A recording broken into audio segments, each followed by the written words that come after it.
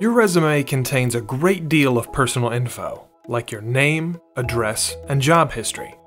However, when you send out your resume or post it online, it could be seen by more people than you intended, including identity thieves.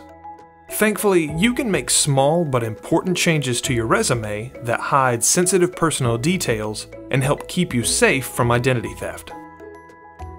Creating a safe resume is all about finding the right balance between sharing your info and guarding your privacy.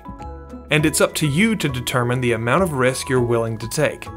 Don't worry, we'll help guide you. First, limit the amount of contact information you provide.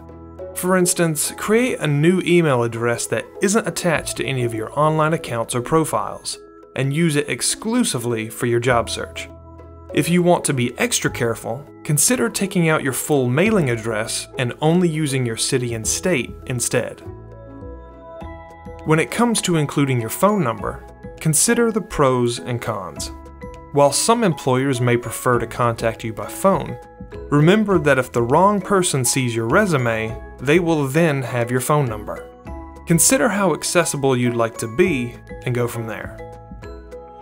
If your education section involves any licenses or certifications, take out any numbers that are tied specifically to you.